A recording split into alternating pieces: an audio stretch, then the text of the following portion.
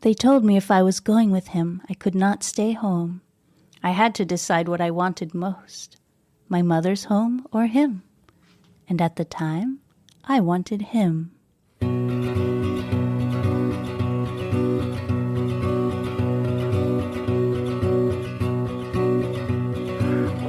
I was a child, I ran for the bins. Been so many downs, so many beds. Now I'm coming down, you lower your looks.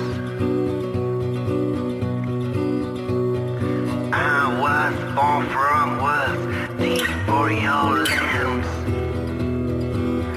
I'll burn your bones.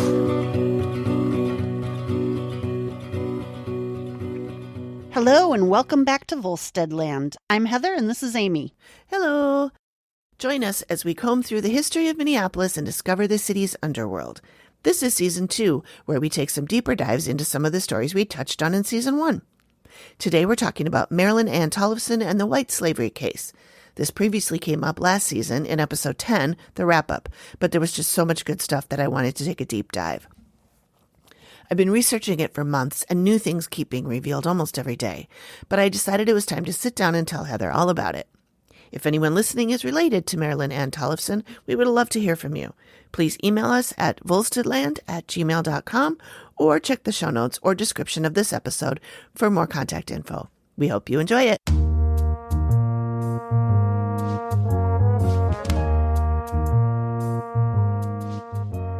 So I have to tell you about my meeting I had. So this past weekend, I met with one of my sources, and she had a pretty amazing story for me about her father. I want to keep them anonymous, even though he's long dead. He doesn't have any brothers or sisters, and neither does she, so it's not likely that anybody's going to figure out who they are. But at any rate, she had some great stories. So one thing I thought was kind of cute, when she was little, she went through the neighborhood pulling a wagon, collecting grease, kitchen grease from people that they would then turn over to companies, manufacturing companies, to use during the war. Oh, wow. Yeah. That, who knew? Yeah. I didn't even think that was a thing. This is the part I thought was really interesting. Her father, she said that she thought maybe he was a bootlegger, but in previous conversations, she had told me that she thought her dad was a bootlegger, but she said, oh, everybody was. It's no big deal. So this time she tells me that, well, and I don't know if I mentioned this before, but her father at one point took a trip to Chicago and was gone for like a day and came back with a brand new Cadillac. Oh, interesting. Somebody had given to her in Chicago. So she said that her dad was a milkman. He came up with an idea for the bootleggers. And he gave this idea to somebody who then passed it on to the higher ups in the bootlegging, whatever. It got to the big guys. He then had a meeting with some of these big bootleggers and got to give his idea. And his idea was to hide the booze in milk jugs. Oh. And then deliver the milk to the customers. And he did a lot of deliveries to bars and restaurants. And they liked his idea so much, I believe they used it. And he probably did deliver the quote unquote milk to people. And I'm thinking that's why he got the car. Yes. As payment for his work as a milk Great man. idea. Mm-hmm. As a quote unquote milkman. So she also said that while he was in Chicago, and she didn't hear about this until many years later. The trip to Chicago was before she was even born. And then many years later, after her mother died, and she would go visit her father, and he would tell stories to her all day, he started opening up more about this stuff. And he told her that when he went to Chicago, he met up at a bar with Al Capone. Wow. And they did a blood oath. They cut their thumbs and did a brother blood oath. Her dad and Al Capone. Oh my goodness. Wow. That's quite a story. I know. Al Capone. I know. Big time. No wonder he got Yeah. a Cadillac. I know. Cool. It was fun. Yeah. So what's new with you? I had the strangest day yesterday, but so much fun. I went to Bryant Lake Bowl for breakfast, and then they had like a Maker's Mart type thing. And I wanted to go and support it. And it was just really fun. And this lady was drawing these $5 Valentine Day cards. I ended up like buying like 6 of them. I was sitting at the bar and like I was texting people I know, send me a picture of your cat. And then like I'd go and like have her do it. And then I'd PayPal her $5. And so I'm sitting at the bar and there's this old man there. He's 72 and he's just talking to me and he's just an old drunk guy. And I'm like, at first I was just kind of annoyed by him. So I was just looking at my phone. But then he saw my cat pictures that I had in front of me. And he's like, I have a cat too. And I'm like, oh yeah. And he like brings up a picture of his cat and he's showing me. And I'm like, oh, I'll have a card made for you. Let me get a picture, you know. So I wanted him to text me the picture of his cat. So then because the way it worked is then I would post it to this woman's Instagram account. Okay. And then she on her phone would draw a picture of your cat. Okay. So he's flipping through trying to find the best picture of his cat. And he couldn't even figure out how to forward a picture to me. Okay. So I don't know how he sends all the dick pics he sends. Are you kidding me? And he's not even like stopping or being embarrassed or like trying to flip through them quicker or anything. He's just like, he wanted you to see I don't know, but it was really, really awkward. I'm not sure they're his dick because they didn't look 72. It didn't look 72, but he had him in his camera roll. Like, so it looks like he took the pictures. Because this guy definitely doesn't know how to screenshot something and see it. Right. Because he couldn't even figure out how to forward a picture in a text. Which I'm glad. I don't want him to have my phone number. So I'm glad. So what he did is I just took a picture of his picture on his phone of the cat, not the. I was going to say that you're flirting with danger if you give him your. I know. Your I didn't realize. When I came up with this idea, I didn't realize that he was going to have all these dick pics. But anyway, she made him a big picture of his cat on a doily. And like I paid $5 for the thing. It was in crayon, right?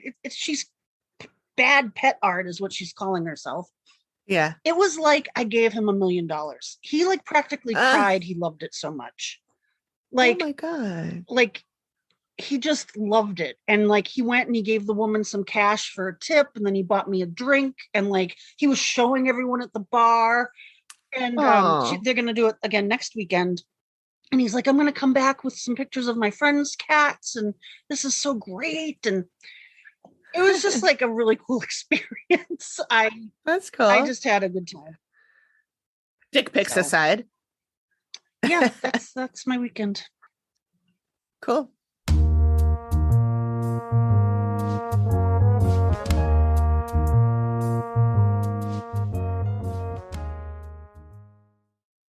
All right. Well, okay. Should we get started? Let's do it. All right. Okay. So this is the story of Marilyn Tollefson and the white slavery case. So we did talk about this a bit in episode 10, the wrap up, but I only touched on it because the more I researched, the more interesting things I found out about it. And I wanted to make sure it got a full episode. So what I had told you last time is that Isadore Blumenfeld, aka Kid Cann, Izzy to us, was convicted and sentenced to 2 years in prison for white slave charges. He stood trial with his friend Monty Perkins, whose original last name was Perkansky, and he is the brother of Izzy's good friend Abe Perkansky. Abe. So this is from Wikipedia. In the mid-19th century, the term white slavery was used to describe the Christian slaves that were sold into the Barbary slave trade. The modern legal term applies more narrowly to sexual slavery, forced prostitution, and human trafficking, with less focus on the race of the victims or perpetrators. In this case, it involved transporting a woman to Minnesota and to Miami for quote-unquote immoral purposes. In other words, she was a sex worker and he was paying for her to come visit him wherever he lived. He actually just paid for her transportation It's not like he had her in the trunk of the car, which, like I said before, was totally what I pictured at first. So she went there on her own. Yeah. She They asked went her there willingly, right. got paid for it. Yeah. And they paid her transportation is what the problem was, apparently. Right. If she had paid her own way, it wouldn't have made that much difference. So we will be having a special guest come on in the next episode or two who will give us a little more background on this Mann Act. So I don't want to go into it too much, but here's a little bit. This is also from Wikipedia. The White Slave Traffic Act, also called the Mann Act, is a United States federal law passed in June 25th, 1910. It is named after Congressman James Robert Mann of Illinois. In its original form, the act made it a felony to engage in interstate or foreign commerce transport of, quote, any woman or girl for the purpose of prostitution or debauchery, or for any other immoral purpose, unquote. Its primarily stated intent was to address prostitution, immorality, and human trafficking, particularly where trafficking was for the purpose of prostitution. It was one of several acts of protective legislation aimed at moral reform during the Progressive Era, which doesn't sound that progressive. In practice, its ambiguous language about immorality resulted in it being used to criminalize even consensual sexual behavior between adults, which I do believe is what was going on here in this case. Mm-hmm. So that's that. So we're going to go back to the beginning now. The Tollefson family lived here in Minneapolis. Marilyn Tollefson was born July 9th, 1932. She was the youngest child of 5, being raised by her single mother. They were divorced. And her mother was a power machine operator, according to the 1940 census. Machine operators are responsible for managing the machines assigned to them. They set up, install, operate, maintain, troubleshoot, and ensure quality output. Which doesn't really sound like a woman's job, but I think that, war times, women had jobs that men had because they were off fighting. Yeah, my grandmother made ammunition in a factory during the war. My grandmother worked for Honeywell, and I know she did some kind of wartime stuff there too. I think later she ended up making other things for Honeywell security systems or something. But yeah, back then I think she did that too. But I think it was more like sitting there and putting things together. I don't think it was like managing big machines. Right. So in 1945, Marilyn ran away from home and she ended up at the Sauk Center State Home for Girls. She was 13. Side note, the Sauk Center State Home for Girls was Minnesota's first single-sex reformatory for girls from its establishment in 1911 to 1967, when it switched to a co-educational model and shortened its name to the Minnesota Home School. The facility closed entirely in 1999. This is another rabbit hole that I almost fell down while I was searching this because it was interesting.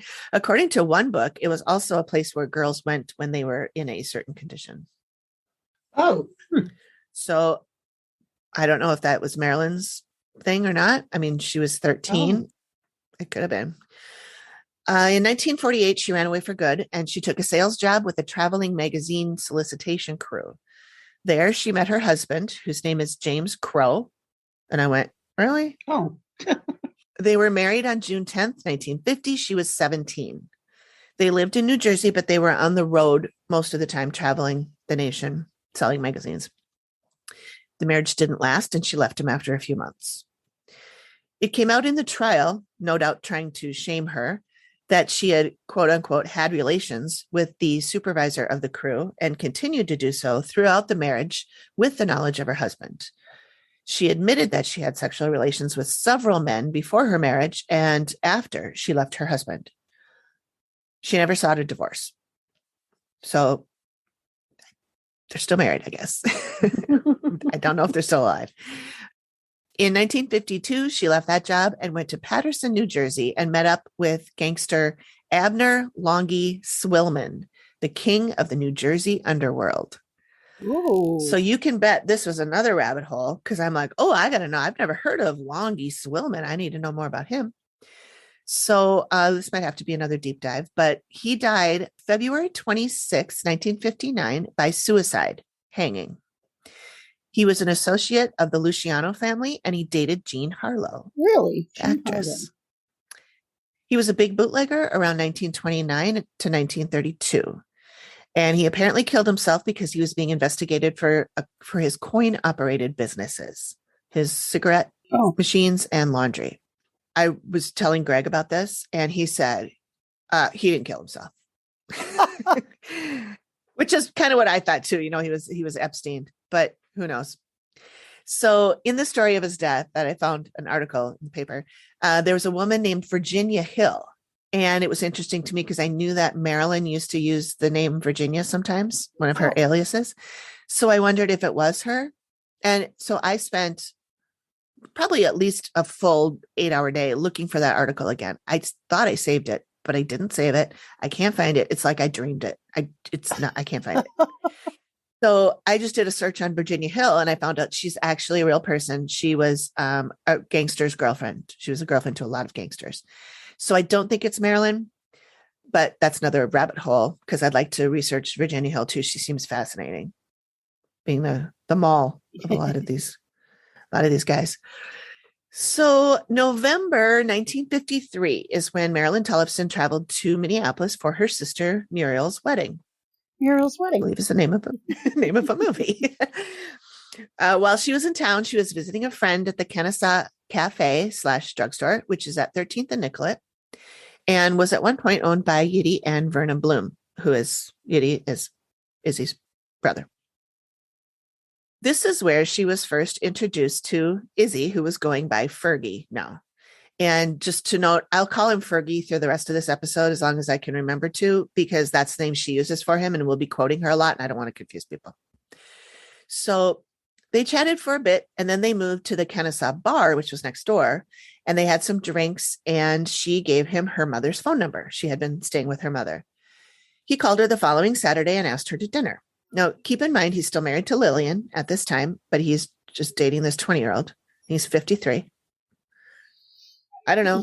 I mean, maybe Lillian was okay with this. Maybe she was on board. I mean, it couldn't have been his first affair. So it doesn't seem like he was hiding it, is I guess what I'm getting at. They went to dinner with another couple, June and Gramps Goldstein.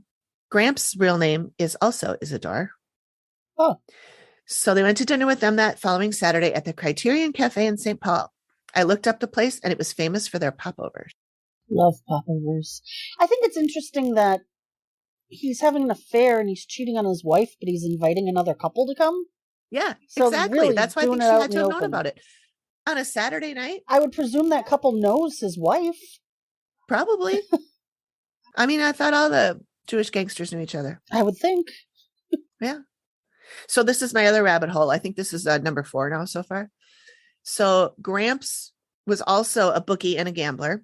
And a year later, in November of 1954, Gramps was charged by the U.S. Attorney George McKinnon with not paying the federal excise tax on bets that he accepted and not paying the $50 occupational stamp and not registering with the IRS.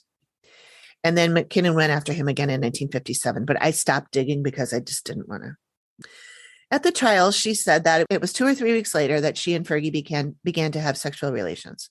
She was asked at this point in the testimony if she'd ever been a prostitute, and she said yes. And when asked when, she said in about 1953. And they asked, with whom did you first consider yourself a prostitute? And she answered, with Fergie. They began seeing each other quite frequently. They went to the Kennesaw bar and to Danny's bar, which was on 14th in Chicago. It's just now a parking lot. But it was owned by Dan Schneider, who is the husband of Fergie's sister, Mary. Oh, okay. So keeping it all in the family. That's another thing. If the whole family knows he's taken his side chick around everywhere. Lillian knew about it. She had to.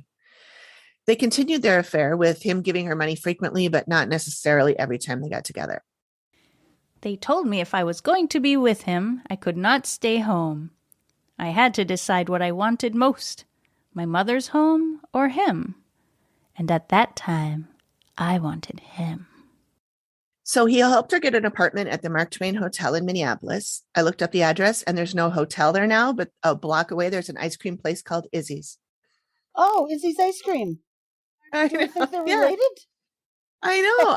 I you know what? Actually, I found the website of Izzy's ice cream and I sent them a note asking if there was any relation, but I haven't heard back yet.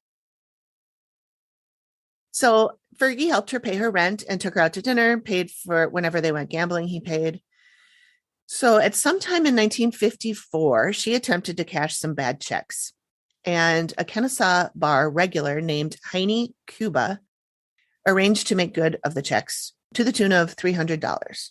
And Fergie was quite angry with her for getting into this mess. Right. She frequently requested money from Fergie's friend and co-defendant, Monty Perkins. And although the evidence showed that Perkins had a very modest income with a wife and 3 children to support, he nevertheless sent Tollefson money on many occasions, purchased clothing and other things for her, and paid a substantial hospital bill, which she had incurred. So do we think she was having sex with him for this money? Yes. Well, some people, yeah. Some people think so. Some people say no. They both said both yes and no. So I don't know that we'll ever know. But so this is a quote from the Star Tribune. There was evidence that Perkins knew that Tollefson was prostituting herself. This is borne out rather strongly by several of her letters to him. Now, in these letters, this is not a quote anymore. In these letters, she professed her love for Perkins. I can't seem to find these letters. They were probably destroyed or lost, but I would sure love to see them. I did find a couple articles that quoted the letters or talked about what the letters said. And in one article, it said that on 2 or 3 occasions, the humor in her letters shook the courtroom with laughter. One letter written January 5th, 1955, she was telling him of the shortage of quote unquote fast boys in Miami at the time. She said, "I won't fool with any squares." And Cann's lawyer asked her what she meant by fast boys, and she replied that it was the name for her customers. And when asked what a square was, she said, "Legitimate men like yourself." She denied on the witness stand ever having intimacy with Monty. The court alleged that she had relations with Monty throughout 1954. He would later testify that their relationship was very emotional, but platonic. In the letters, she'd said, "I only wish I could grow up emotionally, but that's the only thing I can't seem to do." She had a mental block which kept her from being honest with other people, she said. Additionally, she testified, quote, Monty always wanted me to stay away from what he called the 2-bit hoodlums, jerks that hung around bars. He always told me to go after the real money, the big men. It was around this time when Fergie set Marilyn up with Fred Osana's son, Robert. Now, Fred Osana is the head of the Twin City Rapid Transit Company. Yes. He and Fergie knew each other well. Apparently, Fergie, initiated orgies in which a number of people were involved. Wow. She says she went to a hotel with Fergie and Robert and was intimate with both of them. Some stories say that she had relations with Robert and Fergie just watched, and some say it was a threesome. On the stand, she stated that she had sex with both of them. She grew tired of her apartment at the Mark Twain, and Heine, the guy from the bar who helped her with the bad checks, was asked by Fergie to get her a new place, help her find a new place. They ended up at the Oak Grove Hotel, which is at 230 Oak Grove, and it's still there, and it looks just the same. Yep. From the outside anyway. The inside probably does too, who knows. So things started going sour with Fergie, and she started seeing other men, taking them to local hotels, but would still see Fergie, and he would give her $500 to $100 each time. So let's note that this amounts to about $450 to $900 in today's money. She stayed at the Oak Grove Hotel until she moved to New York in 1954, July. When she was asked at the trial why she moved to New York, she said, Well, I wasn't getting along with Fergie, for one thing. He was making things a little tough for me. She was asked to describe an incident with him that made her want to move. She told a story about going to a bar in North Minneapolis, and he was paying what she felt was undue attention to some other women. They fought on the way back home to her apartment. Then one word led to another, and he hit me and told me he ought to take me out in the country and bury me. Oh, no. Yeah. Shortly after she got to New York, she wired him for $200. He responded with a phone call saying that she was not to wire him. She said that he told her to never send him another telegram ever, that she should call him. If she couldn't contact him, she should contact Monty Perkins because he didn't want these to be traceable. Thereafter, from time to time throughout the period covered by the indictments, Tollefson was in contact with Monty Perkins. Fergie and Monty arranged for her in November of 1954 to go to Miami. And she said she went, quote unquote, on a lark, but she was actually having an affair with another man. So she called Perkins, got the plane ticket to Minneapolis. Then she asked him to change it to Miami, which he did. And they went to Miami. And she talks about going to Miami and living in an apartment that she paid for with Fergie's money. And she was intimate with him there too. Wow. I don't know what happened to the poor sap at home, but so now it's January 15th, 1955. Fergie and Monty sent her $250 for travel from Miami to Minneapolis. And the government alleges anyway that they had relations then until February 15th, 1955. She also engaged in prostitution on her own, but said that Fergie had no part in this activity. They also allege that there were at least 4 occasions when she was paid $200 to $250 by Fergie.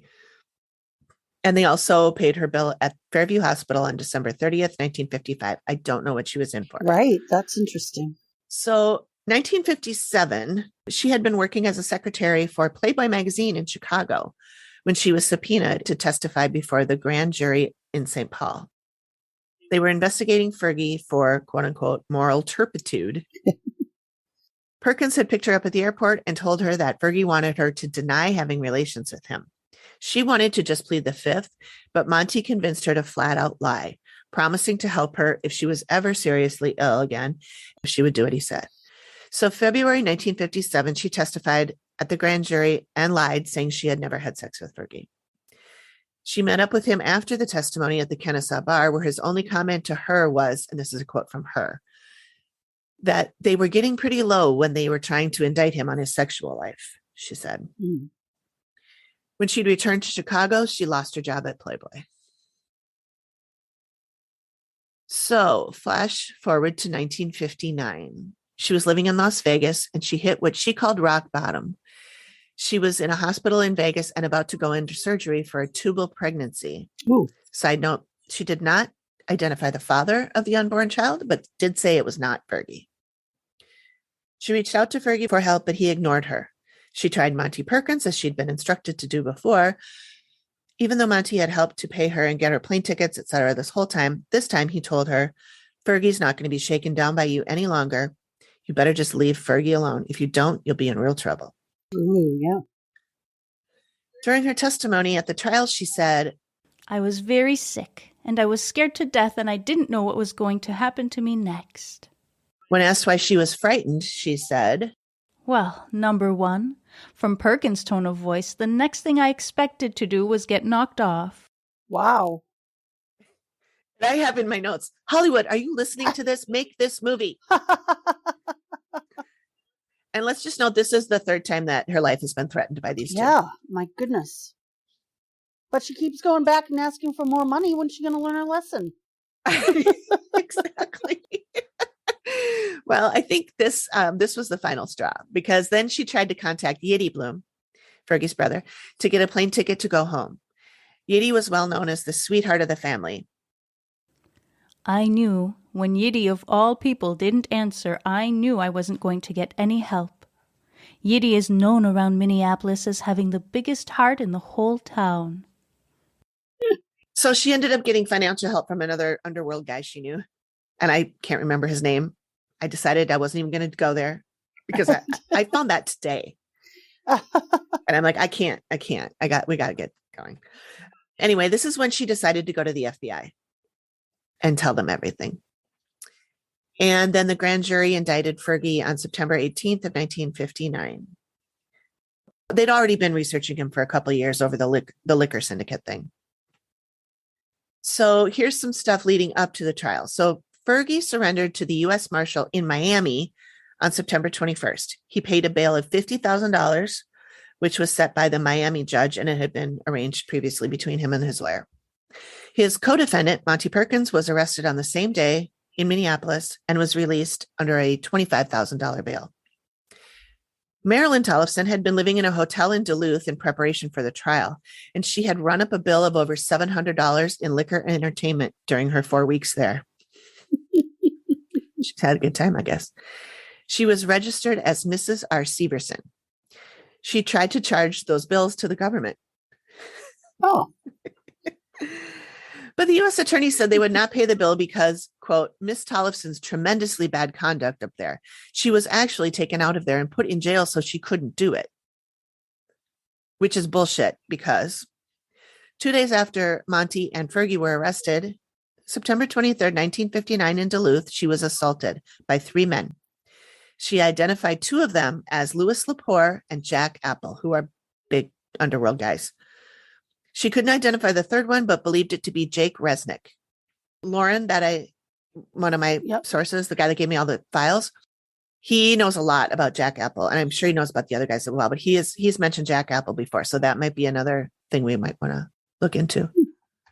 No official complaint on intimidating a government witness was instituted. She would not end up testifying in court about this assault, but police had evidence of clothing which revealed cigarette burns, and other witnesses saw cigarette burns on her body. Wow. On September 25th, she was placed in protective custody, so actual jail. At this point, the government now made up a new reason not to pay her hotel bill. They refused because the prosecution noted that if they did, it would look very bad for them, as though they were grooming the witness. Right. It was around this time the paper started naming her, although they got her name wrong. First, they called her Anita Carlson, then Marilyn Cohn. I assume she gave these names. I assume they're aliases of hers. And I don't know where she got them, but I did Google those names, and they're actual women that lived in Minneapolis at the time. So she probably just pulled them out of the newspaper. As a side note, Fergie did sell his house on 5900 Oakland Avenue South for $60,000 right around this time of the trials. It's now worth $706,000. It's a cute little house. It's not that little. It's a cute house. Fergie's lawyer tried everything to get this trial moved, either physically to Chicago or moved into the future. He even tried to claim that his client was not the Isadore Blumenfeld they were looking for. Huh. Even though Fergie admitted that it was him a month previously when he surrendered in Miami, and they even sent 2 special agents to Miami to identify him. So one of the reasons the lawyer gave for moving the trial to Chicago was that the local papers here were calling Fergie, quote unquote, a police character. He contended also that the news, papers, and radio were publishing stories about evidence that would not have been allowed in the trial. So he thought Fergie wouldn't get a fair trial. The judge denied the motion for the change of venue and said, quote, it would be a sad reflection on Minnesota's population of 3,500,000 persons if 12 of them could not be found who would give the defendants a fair trial. I don't think all of those 3.5 million people, though, are eligible for jury duty. Probably not. Some of them are children. None of that worked, and he was due to come to Minneapolis for a hearing, but it was postponed for a couple of weeks because Fergie's lawyer was on a trip to South America. I don't understand how you can, as a lawyer, take a trip to South America when you're in the middle of a trial and you're supposed to be here. Right. I just don't think that would fly. No. This got moved and pushed back so many times, it's almost funny. Because he was indicted in September. The trial didn't happen until February. And that seems normal for now time. Yep. Or it would even be longer for now. But back then, you rob a bank on Monday and you're on trial on Wednesday, So on December 29th, federal judge signed a removal and reduced the bond to $50,000. It was $350,000. I'm guessing on this part that for the reasoning for making it $350K, but it did say that in determining the amount for bail, they released his financial records, which the feds had been trying to get for years. Oh. So I think they just made the bail extremely high so that they they could would find out if he actually had that kind of money. Exactly. So they could get their hands on his records. Right. That's what I think. I could be wrong about that, but that's my guess. So they ordered him to appear in Minneapolis, January 18th. I noted that he was able to stall this, but just long enough to make it the coldest month in the year in Minneapolis for him to come back from Miami. The charges were violating the Slave Act and the regulations of the Securities Exchange Committee. the latter part being the part of the transit trial. These trials all happened at the same time. The liquor syndicate, the white slavery, and the transit trial all happened at the same time. And so it gets a little muddy when they say he was convicted of or charged with whatever. They're not always the same trial. So the papers noted that he was dressed in a dark blue business suit, white shirt with fancy gold cufflinks, blue tie, blue stockings, and polished black shoes. His lawyer pleaded for him in both of the cases in this one hearing. He said that the white slave indictments should be dismissed because they failed to establish the identity of the complaining witness, which is Marilyn, because they had only released her aliases and not her real name. She had already been in custody for 3 months. A conviction would mean he would get a max sentence of 25 years and a $50,000 fine. I don't know why the fine is less than the bond, but I guess you get the bond back and then you can just pay your fine with it. I guess. I don't know. They charged that he was the principal offender and was aided and abetted by Monty Perkins, alias Perkansky, and was scheduled to be tried together on February 1. He had pleaded not guilty to all charges. The lawyer, Rosen, wanted to force the district attorney to disclose how many women had testified against Fergie in the grand jury hearing back in September. He'd also asked that all of Fergie's aliases be stricken from the record.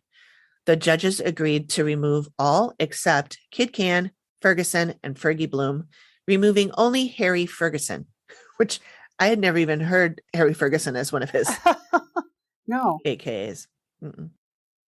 17 newsmen were subpoenaed in this case by his lawyer to show that there was so much news about him locally. One of them was WCCO's Dave Moore, who I knew as a kid. My dad was friends with him.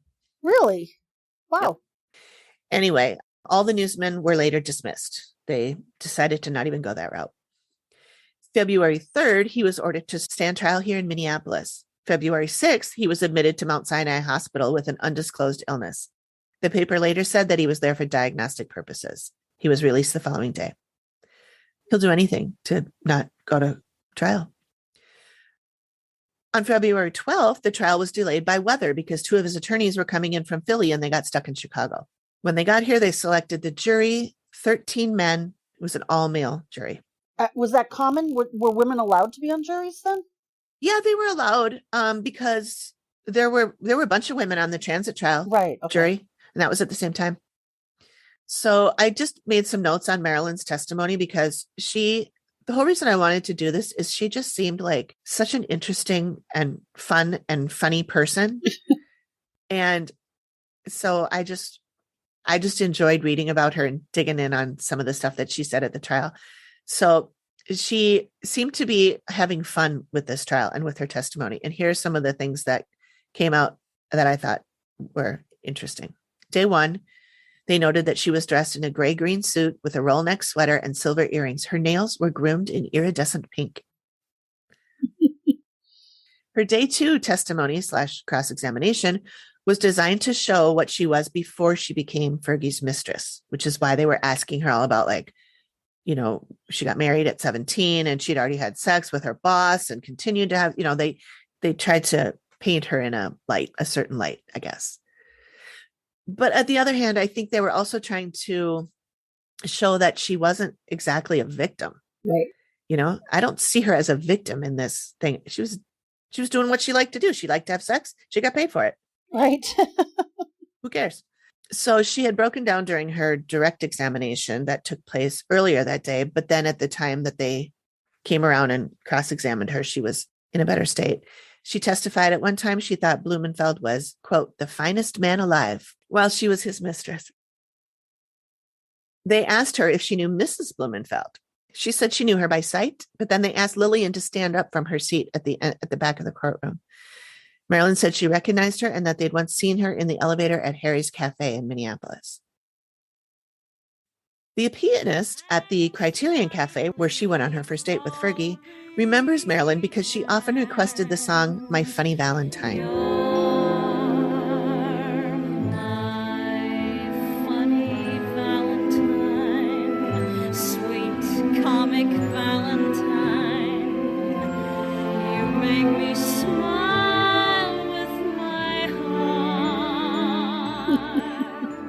There was a great article in the Pioneer Press from February 1960. This is a shout out to my buddy Lauren, who let me borrow his treasure trove of articles, and this was one of them. This is a quote. She argued heartily at times over questions put to her by Thomas D. McBride of Philadelphia, one of Cann's 3 attorneys, and at other times broke into loud laughter in ridiculing his statements. At one point, she tells a story of how Monty walked into her apartment at the Oak Grove Hotel and she had 2 male friends in her bed. We had been out drinking most of the night, and Mummy and Weasel went to bed at my place about daybreak. I was serving them eggs. Mummy and Weasel. She laughed while telling this story, and when they asked why, she said, The whole thing tickles me. She claims that she knew he was called Kid Cann and heard people speak of him with that name, but never while he was present. She always called him Fergie or Papa. Papa. So gross. When asked how many times she'd been intimate with Fergie, she said, I don't remember. Not so many. I can't remember offhand, but I'll go home and think of them tonight for you. In the testimony, she admitted that she had committed perjury to the grand jury.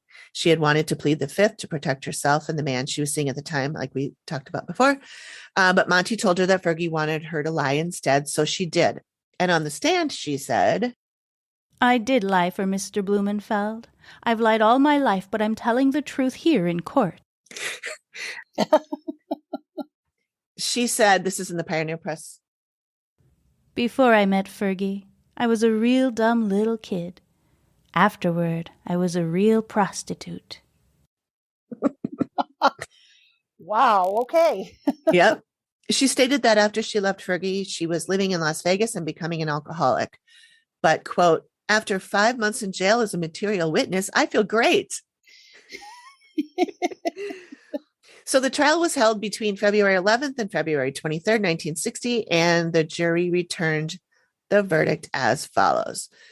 They were acquitted of most of the white slavery counts, except that Fergie got 1 count of coercion and enticement and 1 count of conspiracy to commit offense or to defraud the United States. He was given a fine of $2,500 and 2 years incarceration. Monty was convicted on a conspiracy charge and sentenced to 1 year and 1 day. And did they serve those terms out? I believe Monty did. Fergie, no. The quick answer is no. It came to light that Fergie and Monty had attempted to bribe a juror in the liquor syndicate case. So they pled guilty. He pled guilty. Fergie did. Fergie pled guilty to conspiring to influence a juror on the liquor syndicate trial. There is also another document that I got from Lauren's files. That was it was an interview with the FBI, and it said, this is the he, and this is Fergie. He said that an attempted bribery in connection with the jury was a very bad mistake on his part. He said Monty Perkins had told him that the husband of his waitress had worked at the Remington Rand, where one of the jurors also worked. Blumenfeld said he told Perkins that he should go ahead and see what he could do, but should make it plain that the Bloom Group had done nothing bad and there was not a good case against them. They appealed. The verdict was upheld. They were denied another appeal in 1961. Fergie turned himself in to start his sentence. He was sent to Leavenworth Federal Penitentiary for an 8-year stint. The other 5 years were on the liquor syndicate trial and the bribery thing. He spent most of the time in the prison's medical facility. He did not spend the whole 8 years there, and I'll get to that in a sec. So at the same time as the white slavery and the liquor syndicate trial, there was another trial going on, the Twin City Rapid Transit trial. So I'm not going to go into that very much because, frankly, I think it's kind of boring and I don't know that much about it. If anybody is listening and is an expert, I invite you to come on as a guest host and tell the story in all its glory. But I bring it up only because I do want to touch on the fact that Marilyn also testified at this trial. The reports noted that she had changed her hair color from platinum blonde to a red tinted brunette since the other trial. I love how they comment on what she wore what she's and what her hair wearing, looked and like. yep. I mean, they did do it on Fergie too, so I guess it's not a sexist thing as much as it seems like it is, but I'm pretty sure male or female, if they were dressed plainly, it wouldn't have come up. But they both dressed pretty flashy, so it gets mentioned. She testified that she and Fergie walked around the transit firm yards, and she thinks he mentioned that there was a partnership and business dealings with Fred Osana, the head of the TCRT, but she said she didn't know him. She also said Fergie told her that he had stock in TCRT. She spoke of this in an interview she gave with the FBI and other attorneys on February 5th of 1960, which is before the white slave trial, like 2 weeks before the trial. In this meeting, she said that Fred Osana is a member of the Black Hand, which they said was a term for the mafia. She also said that Fred and Fergie hated each other, but they worked together because of fear of, quote, breaking up the empire. And mostly what I had seen is mostly Fred was mad that Fergie was corrupting his son via Marilyn by getting them together. So I looked up the Black Hand, and it is taken from the Serbian-Croatian words for unification or death. It was a secret military society formed in 1901 by officers in the Army of the Kingdom of Serbia and was instrumental in planning the assassination of the Austrian Archduke Franz Ferdinand in 1914, precipitating the outbreak of World War I. Okay. She also said that Fergie could, quote, take care of a number of police squad members, the inspector of detectives, the inspector of police, the head and former head of the moral squad, etc., because most of these officers regularly visited him at the Kennesaw Bar. He had once bragged to her that he could do almost anything through his connections with the Minneapolis alderman, which is what we now call a council member, city council.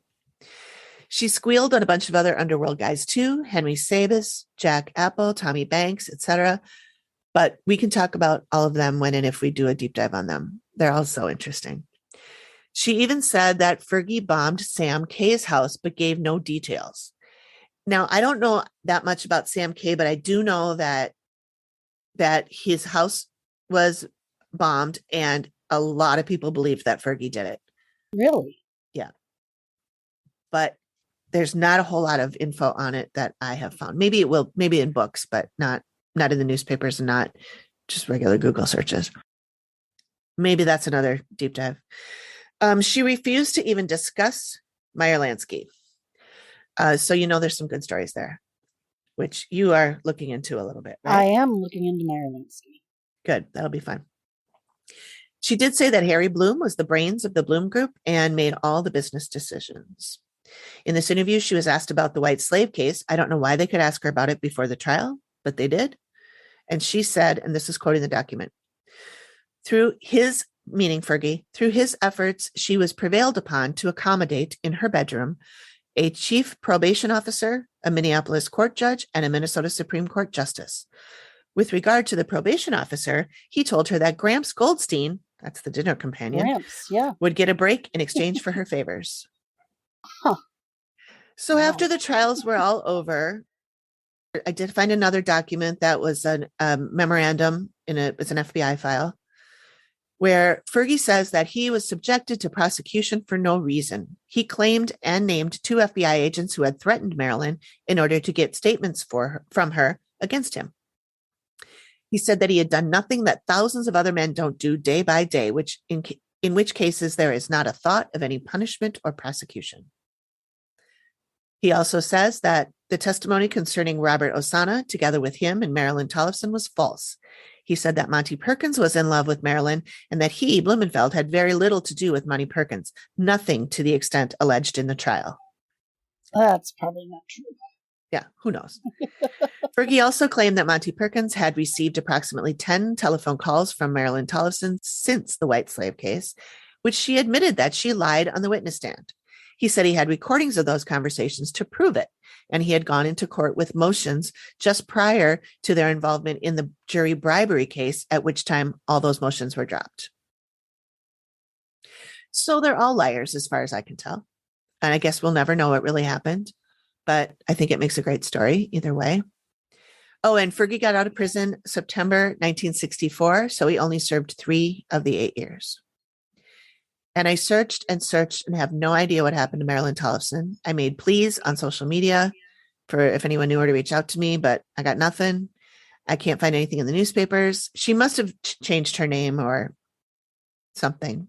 I couldn't find an obituary. I couldn't find anything. There are other Marilyn Tollefsons, but they don't have the same middle name, and I don't think they're her. Okay. So that's it. That's the story. All right. Morning glory. Excellent. Thanks.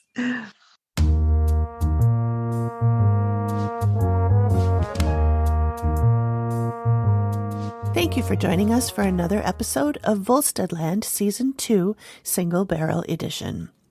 Tune in next time when Heather will be telling us about the psychology of organized crime and the mafia. Don't forget to subscribe so you don't miss the next episode, and visit us on all our social media platforms for more content. The links are in the show notes. But after 5 months in jail as a material witness, I feel great.